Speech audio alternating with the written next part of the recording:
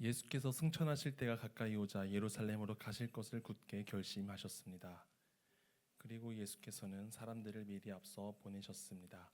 그들은 가서 예수를 모실 준비를 하려고 사마리아의 한 마을에 들어갔습니다. 그러나 그곳 사람들은 예수를 반기지 않았습니다. 예수께서 예루살렘으로 가시는 길이었기 때문입니다. 제자인 야고보와 요한이 이것을 보고 주여, 우리가 하늘에서 불을 불러 이 사람들을 멸망시켜 달라고 할까요? 라고 물었습니다. 그러자 예수께서 뒤돌아 그들을 꾸짖으셨습니다. 그러고 나서 그들은 다른 마을로 갔습니다. 이어서 읽겠습니다. 그 무렵 헤롯 왕이 교회를 박해하려고 교회에 속한 몇몇 사람들을 체포했습니다. 헤롯은 먼저 요한의 형제 야고보를 칼로 죽였습니다. 함께 읽겠습니다. 이 일을 유대 사람들이 기뻐하는 것을 본 헤롯은 이어 베드로도 잡아들였습니다. 이때는 무교절 기간이었습니다. 2026년 새해를 시작하면서 우리는 예수님의 12제자의 모습을 통해 다양한 제자도를 지금 함께 살펴보고 있습니다. 오늘은 그 세 번째 제자 세베대의 아들 야고보에 대해 함께 살펴보고자 합니다. 예수님의 12제자 중 야고보라는 이름을 가진 인물은 총 2명이었는데요. 시대적으로 당시 같은 이름을 사용하는 경우가 많았기 때문에 누구의 아들이라는 표현을 자주 사용했습니다. 그래서 예수님의 제자 야고보들도 세베대의 아들 야고보 그리고 알페오의 아들 야고보라는 표현을 사용했습니다. 둘 중에 오늘은 성경에 조금 더 자주 나오는 세베대의 아들 야고보에 대해 함께 나눠보고자 합니다. 야고보에게는 요한이라는 동생이 있었습니다. 그리고 두 형제는 아버지 세베대와 함께 물고기를 잡는 어부였습니다. 야고보가 처음 성경에 등장하는 모습도 그물을 정리하고 있는 어부의 모습으로 나옵니다. 그들은 물고기 잡이를 끝낸 후 그물을 손질하고 있었습니다. 우리 함께 마태복음 4장 21절에서 22절 말씀 함께 읽어보도록 하겠습니다. 자막이 나올까요?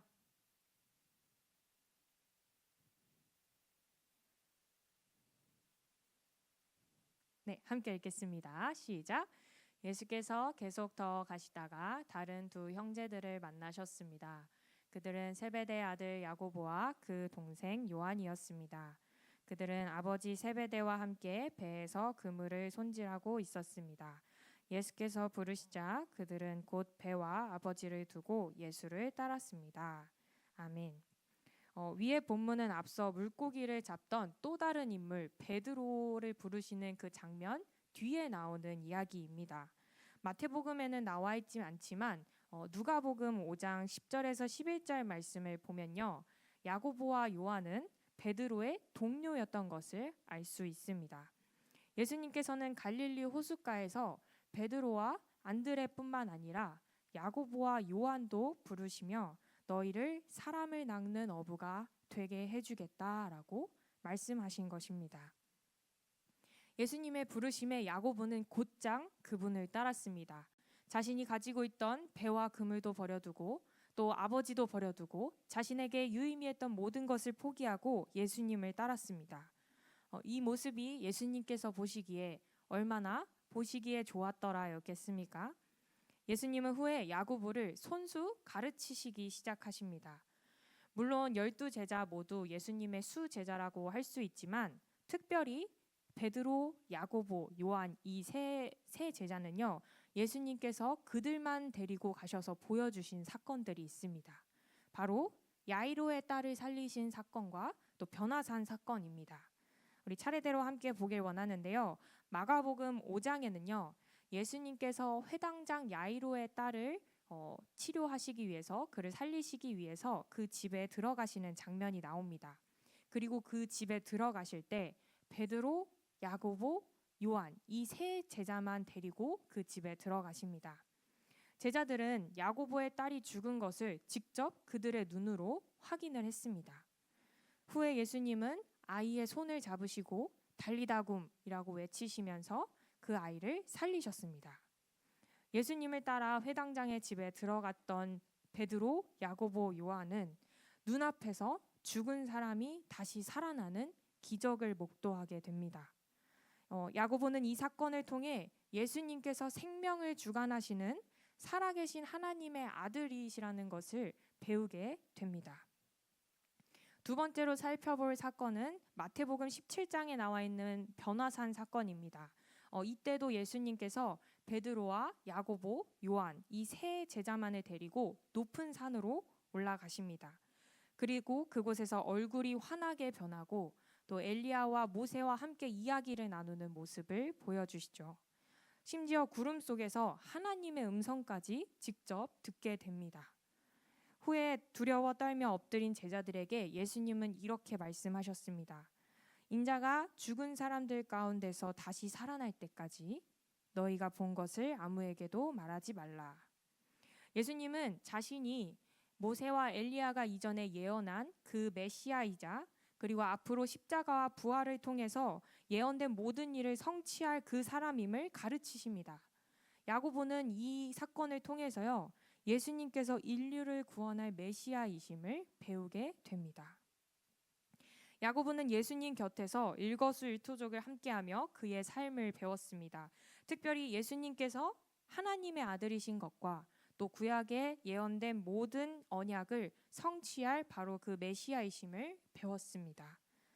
예수님은 그분의 제자를 직접 찾아가셔서 부르십니다. 그리고 그분의 제자를 직접 가르치십니다. 반대로 예수님의 제자는요, 예수님의 부르심을 받는 사람입니다. 그리고 예수님의 가르침을 직접 받는 사람입니다. 예수님은 야고보뿐 아니라 그분의 자녀 삼은 모든 백성들, 즉 우리를 모두 부르시죠.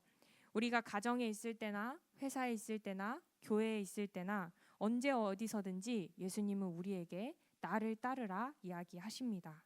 왜냐하면 우리는 사람을 낚는 사람이 되라는 사명을 받은 자들이기 때문입니다.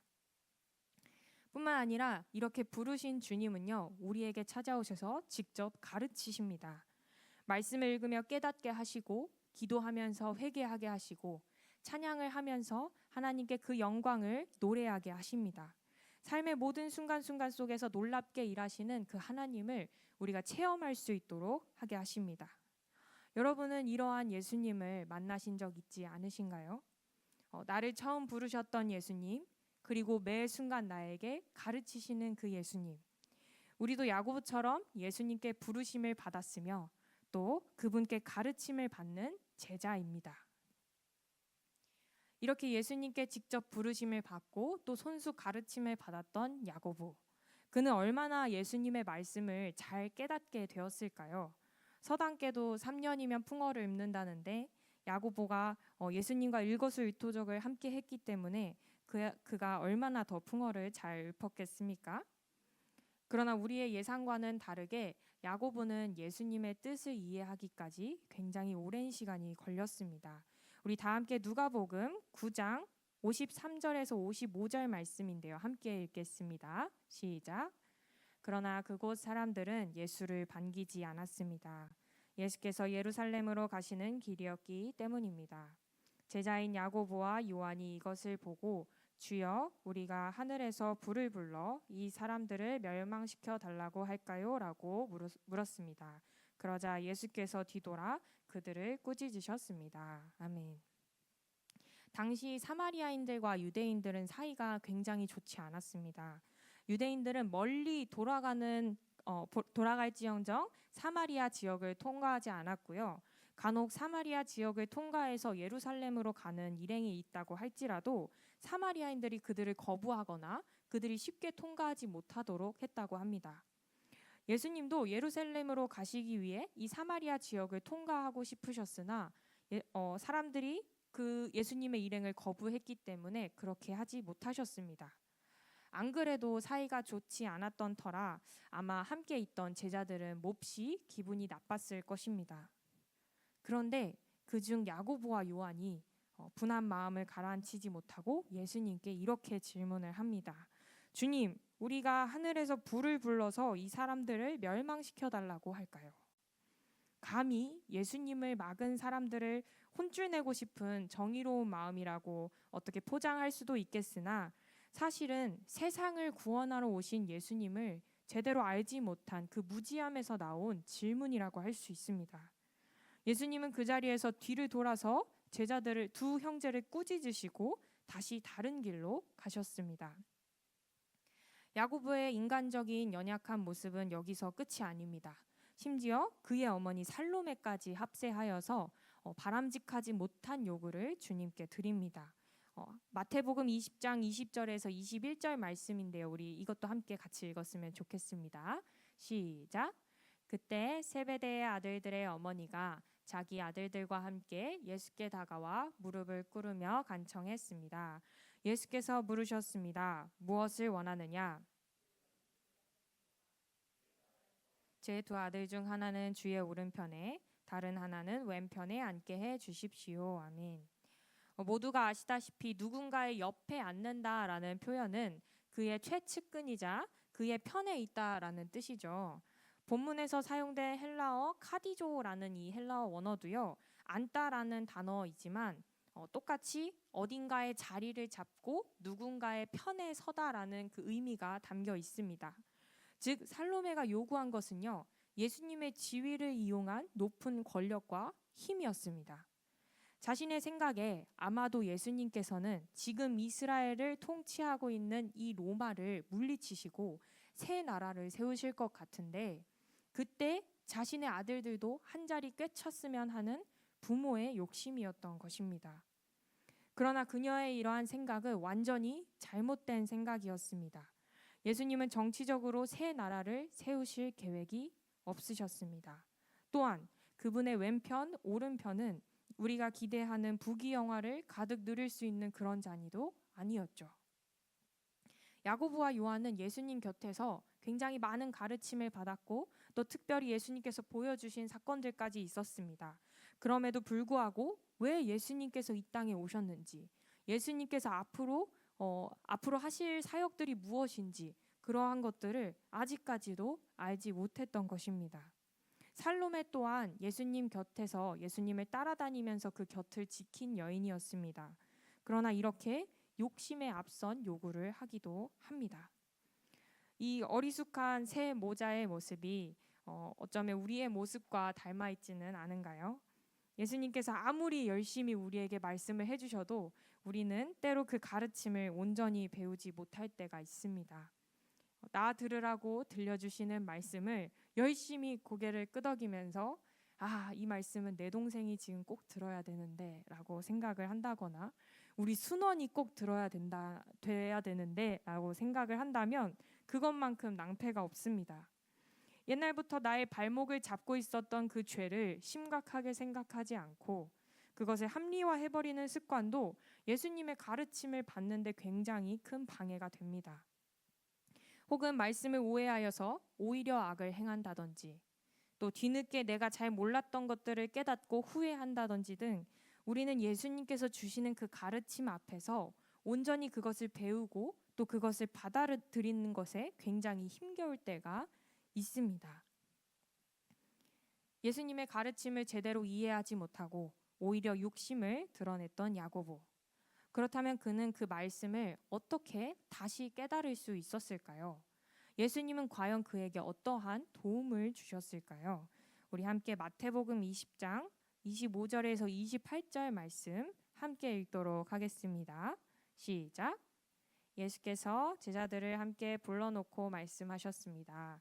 너희도 알듯이 이방 통치자들은 자기 백성들 위에 군림하고 그 고관들도 권력을 행사한다.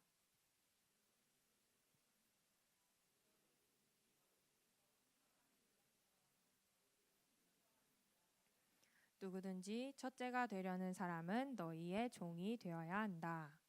인자 역시 섬김을 받으러 온 것이 아니라 섬기러 왔고 많은 사람을 위해 자기 목숨을 대속물로 주려고 온 것이다. 아멘. 야고보와 요한이 예수님의 왼편과 오른편을 구했다는 소식을 들은 제자들은요, 분개했습니다. 그러자 이것을 아시고 예수님께서는 다시 제자들을 불러 모아서요, 다시 한번 가르치십니다. 큰 사람이 되려 하고 첫째가 되려 하고 섬김을 받으려 하는 것은 세상에서 하는 짓이다. 너희는 그렇게 해서는 안 된다. 왜냐하면 내가 섬기려 하고 내가 종이 되려 하고 내가 대속물로 주려고 왔기 때문이다. 예수님은 제자들에게 세상과는 다른 하나님의 나라의 질서를 가르치십니다. 그리고 그분이 직접 본이 되어서 그 모습을 제자들에게 보여주셨습니다. 모든 것을 할 수 있으신 전지전능하신 하나님의 아들께서 직접 모욕을 당하시고 채찍을 맞으시고 십자가에 달려 돌아가셨습니다. 단 한 번도 죄를 짓지 않으신 거룩하신 분께서 너무나 억울하게 사망을 경험하시고 하나님과 단절되셨습니다. 예수님께서 마시신 이 고난에 쓴 잔은 바로 우리 때문입니다. 우리에게 영원한 생명을 주시고 구원을 주시기 위해서 이렇게 본을 보이셨습니다. 죽음도 잠시 3일 만에 부활하신 예수님께서는 썩지 않을 몸을 보여주시고 또 하나님의 나라에 들려 올라가셨습니다. 이것 또한 우리에게 본을 보이신 행동입니다. 이러한 예수님의 발자취 덕분에 우리는 고난에 쓴 잔 이후에 영원한 천국을 소망할 수 있게 되었습니다. 왜냐하면 예수님께서 이 길을 걸어가셨기 때문이죠.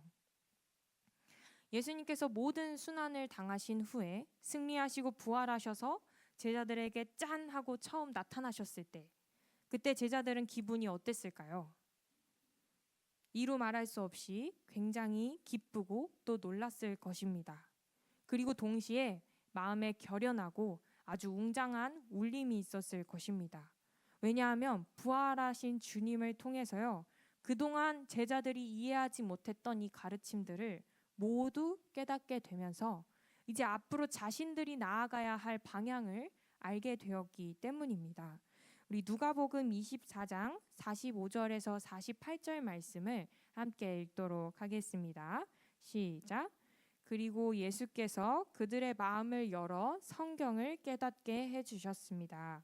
예수께서 그들에게 말씀하셨습니다. 이렇게 기록돼 있다. 그리스도께서 고난을 겪고 3일째 되는 날 죽은 사람들 가운데서 살아날 것이며 또 예루살렘으로부터 시작해 모든 민족에게 그의 이름으로 죄의 용서를 받게 하는 회개가 전파될 것이다. 너희는 이 일들의 증인이다. 아멘. 야고보와 요한이 살로메를 통해서 예수님의 왼편과 오른편을 구하자 예수님은 그들이 무엇을 구하는지조차 모르고 이렇게 구한다는 것을 아시고 이렇게 질문하셨습니다. 내가 마시는 잔을 너희도 마실 수 있겠느냐?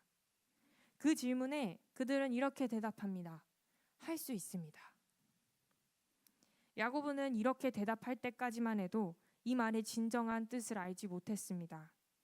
그러나 예수님께서 부활하시고 난 후에는 정확하게 알 수 있었습니다.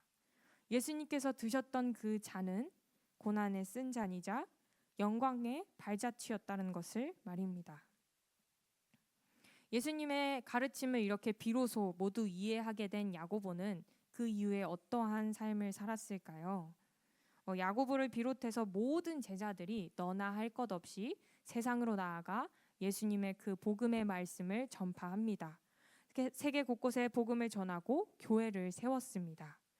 그러자 이를 시기하던 유대인들은 그리스도인들을 경계하고 탄압하기 시작합니다. 그리고 이때 이러한 흐름을 읽은 헤롯 안티파스는 유대인들의 환심을 사서 정치적으로 이용할 목적으로 초대교대의 우두머리들을 잡아들입니다. 그리고 그중 가장 영향력이 셌을 것으로 예상되는 야고보를 칼로 죽였습니다. 우리 함께 사도행전 12장 1절에서 2절 말씀 함께 읽겠습니다. 시작. 그 무렵 헤롯 왕이 교회를 박해하려고 교회에 속한 몇몇 사람들을 체포했습니다. 헤롯은 먼저 요한의 형제 야고보를 칼로 죽였습니다. 예수님의 12 제자들 중에 첫 번째 순교였습니다. 내 잔을 마실 수 있겠느냐라고 물으신 예수님의 질문에 그 잔이 고난의 잔인 줄도 모르고 할 수 있습니다라고 대답했던 야고보.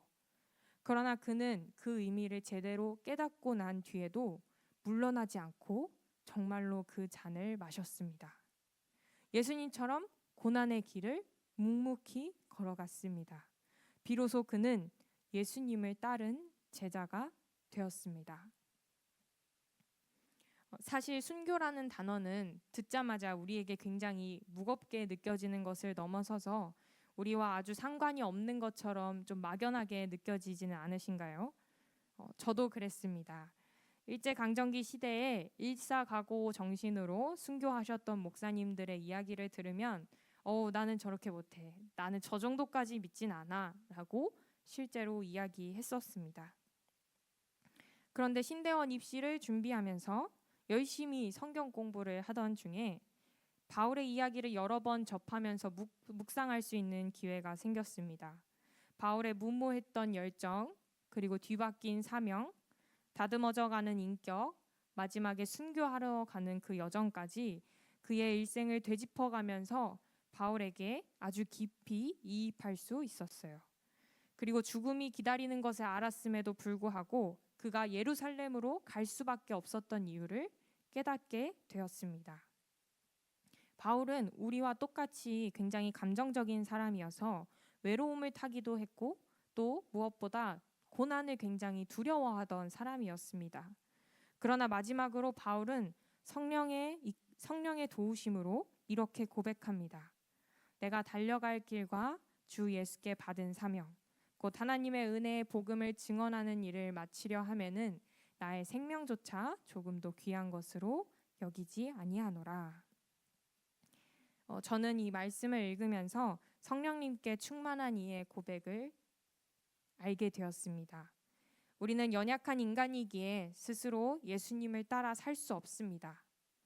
그러나 성령님의 도우심으로 우리는 예수님의 제자가 되어 그분을 따라 살아갈 수 있습니다. 이 고백은 신대원을 준비하는 제게 앞으로 사역의 길을 어떠한 마음으로 시작해야 하는지 알려주었습니다. 그리고 하나님은 앞으로 먼 미래에, 아주 먼 미래에 성령님의 도우심으로 저의 입술을 통해서도 이 고백이 나올 것이라 기대하게 되었습니다. 물론 아직도 제게 이 말씀은 너무나 무겁고 또 부담스러운 말씀입니다. 그러나 어떠한 각오로 하나님께 충성을 다해야 하는지, 어떠한 마음으로 하나님의 그 길을 따라가야 하는지 알 수 있었고, 그 마음 가운데, 제 마음 가운데 나도 이러한 고백을 진심으로 하고 싶은 자가 되고 싶다라는 마음이 생겼습니다. 사랑하는 프라미스 여러분, 예수님께서 나의 인생 가운데 직접 찾아오셔서 나를 부르셨다는 것을 여러분 믿으십니까? 나의 인생 가운데 찾아오셔서 나를 직접 손수 가르치신다는 것을 여러분 믿으십니까?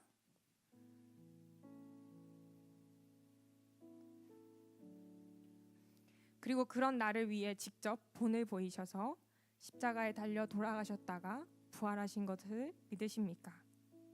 그렇다면 여러분은 이 예수님을 본받아서 예수님께서 마셨던 그 잔을 여러분도 마실 수 있으시겠습니까? 이번 한 주 예수님께서 만져가신 이 야고보의 일생을 우리가 함께 되돌아보면서 나도 예수님을 본받아 죽기까지 마셔야 할 잔이 무엇인지 고민하고 그 길을 따라가는 저와 여러분들 되기를 축복합니다. 비록 아직도 우리가 예수님의 가르침을 제대로 이해하지 못한 자들일지라도, 연약한 모습이 너무나 많은 자들일지라도 우리의 고백을 들어서 사용하시는 하나님을 신뢰하면서 우리가 담대하게 외쳤으면 좋겠습니다. 주님, 제가 할 수 있습니다. 주님, 제가 주님을 본받길 원합니다. 우리 함께 표태를 향하여 함께 찬양하시고 기도하겠습니다.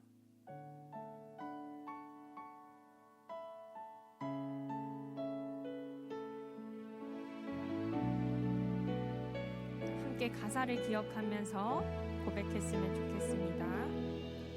내게 유익하던 것을 다 해로 여기네. 구주를 위하여 모두 다 버리네. 모든 것을 잃어버려도 아깝지 않으면 예수를 아는 지식이 가장 고상함이라.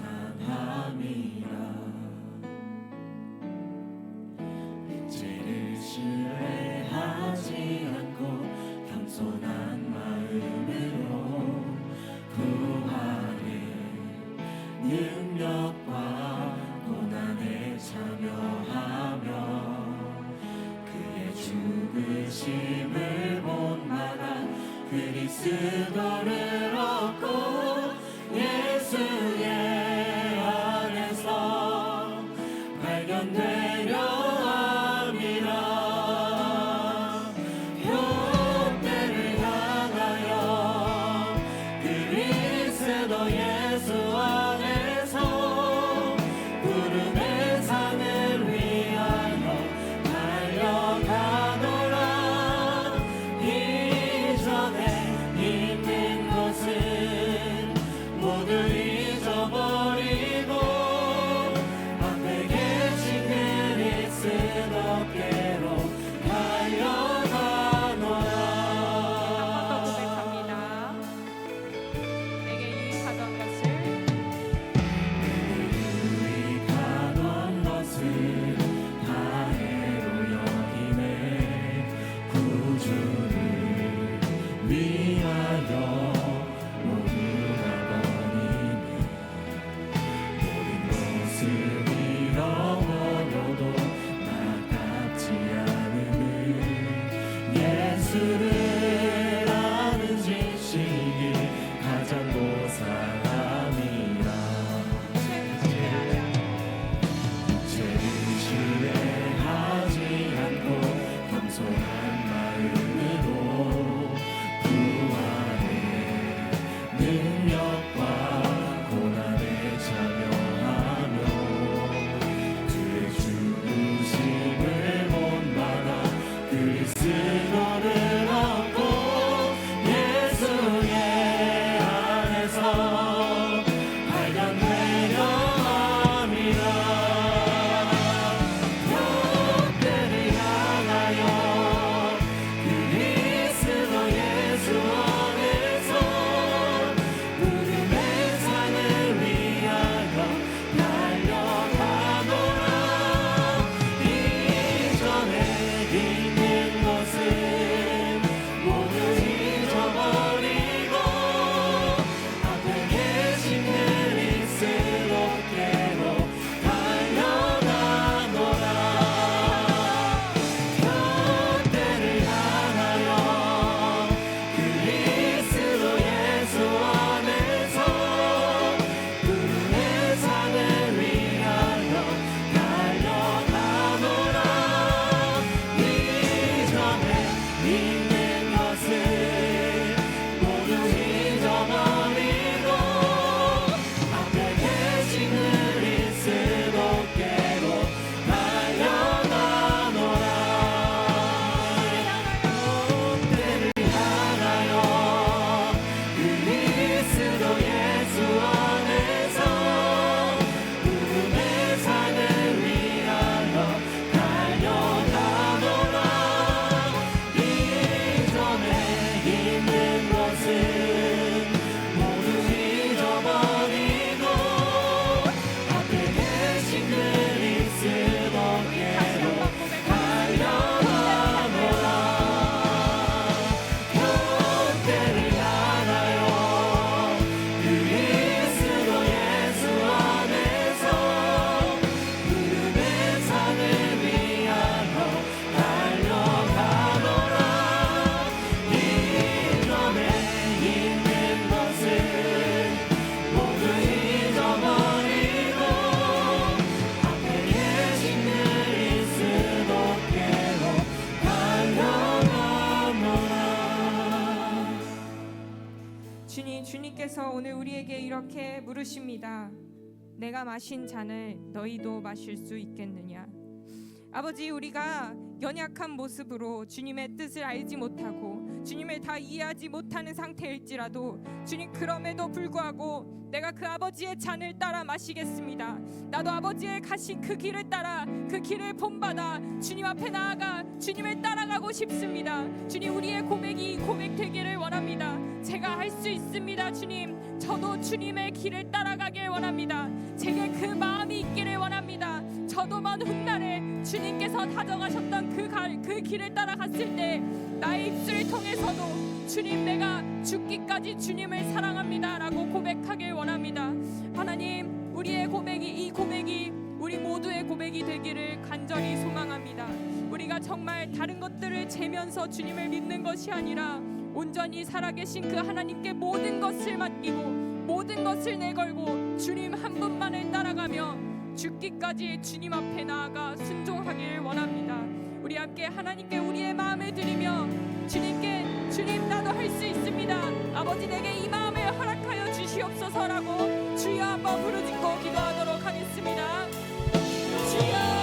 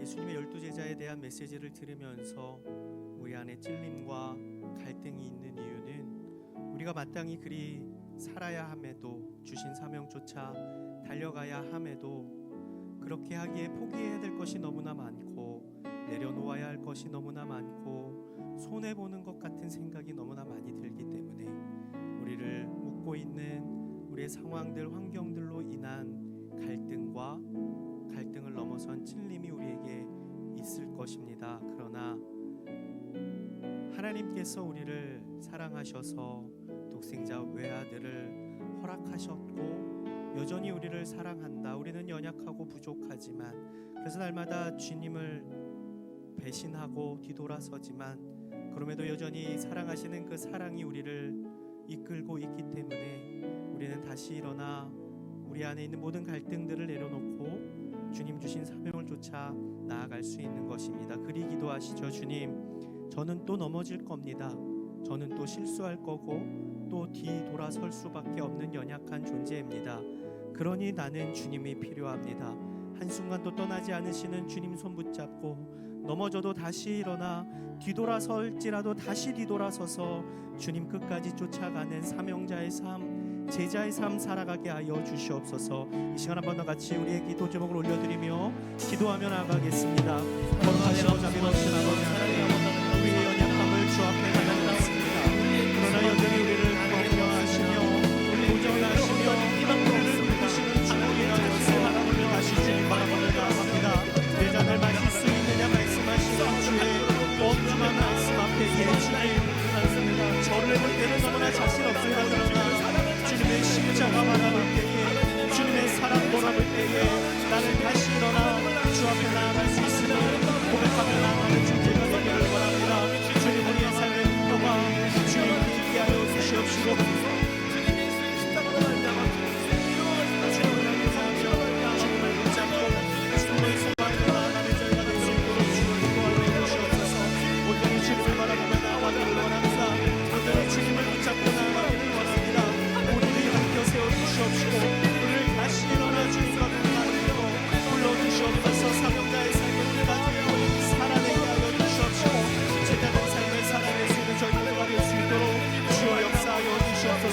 신실하신 주님을 바라보며 나아가기를 소원합니다.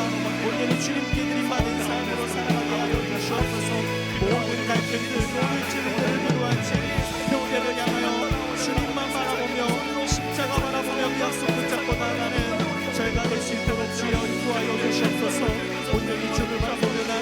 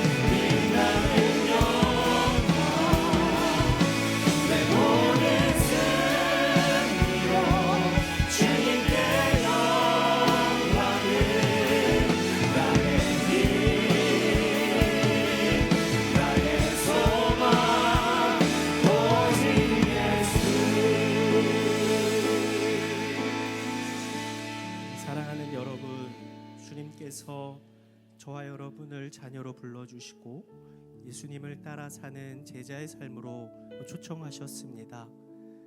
우리가 느끼기에는 너무나 무겁고 너무나 부담스러워서 저리 치워버리고 싶고 그냥 내 맘대로 내 몸이 원하는 대로 세상이 요구하는 대로 살아가길 원할 때가 참 많은 우리입니다. 우리의 감정대로, 우리의 잘못된 가치관대로, 우리의 욕심대로 우리의 발을 옮기려고 할 때마다 오늘 이 말씀을 기억하고 야고보가 결국 주님을 끝까지 쫓아 살아냈었던 것처럼 그의 결과가 순교로의 죽음이 아닌 영원한 생명으로 들어갔다는 것을 우리가 기억하면서 우리의 삶의 자리에서 예 주님, 내가 주님의 제자입니다. 예 주님, 제가 주님을 따르겠습니다. 예 주님, 제가 주님 가신 그 길 쫓아가겠습니다.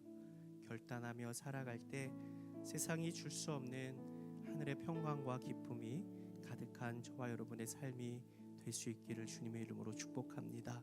사랑하는 주님, 우리를 부르시고 우리에게 말씀하여 주시며 어떠한 삶이 정말로 가치 있고 영광스러운 삶인지를 우리에게 늘 말씀으로 말씀하여 주시니 감사를 드립니다. 주님, 그 말씀을 들을 때마다 우리 안에 찔림이 있고 갈등이 있지만 그럼에도 천지 만물을 주관하시는 살아계신 역사하시는 아버지 하나님이 주님이 선하시고 주님이 옳으신 것을 우리가 믿음으로 반응하는 것이 마땅한 제자의 삶을 살아가는 것임을 우리가 우리의 일상에서 놓치지 않게 하여 주시고 때로는 넘어지고 때로는 쓰러질지라도 우리를 향해 내미시는 피 묻은 주의 손 붙잡고 다시 일어나 끝까지 제자의 삶 십자가의 길 걸어가는 저희 모두가 되게 하여 주시옵소서. 삶의 자리에서 힘들어 주님을 멀리 할 때 오히려 주님께 더욱 가까이 나아가기 위해 발버둥치는 우리 안의 영적 전투가 계속해서 끊임없겠지만 주님과 함께하는 길이 가장 좋은 길, 주님 원하시는 것이 가장 선한 것임을 놓치지 않고 붙잡고 나아가는 저희의 삶이 되게 하여 주시옵소서. 마음과 뜻과 정성을 다하여 귀한 예물을 주님 손에 얹습니다. 드린 손길마다 주의 한량없는 은혜를 허락하여 주시고 이 예물이 쓰이는 곳에서 십자가의 아름다운 도가 세상 가운데 보여줄 수 있는 복음의 통로로 쓰임받게 하여 주시옵소서. 한 주간 살아갑니다. 주님께서 맡겨주신 삶의 자리오니 그곳에서 승리할 수 있는 저희 모두가 되게 하여 주시옵소서. 이제는 우리 주 예수 그리스도의 은혜와 아버지 하나님의 무한하신 사랑하심과 보혜사 성령님의 교통하심이 주님의 길 걷겠습니다. 십자가의 길로 초청하시는 주님의 부르심에 응답하겠습니다. 믿음으로 결단하며 도전하며 그 길 따라가기로 소망하는 사랑하는 당신의 아들 딸들과 저들의 삶과 기도의 제목 위에 이 나라 이 민족 위에 복음을 예쓰시는 선교사님들과 저 북녘 땅 위에 이제로부터 영원히 함께하옵시기를 간절히 축원하옵나이다. 아멘.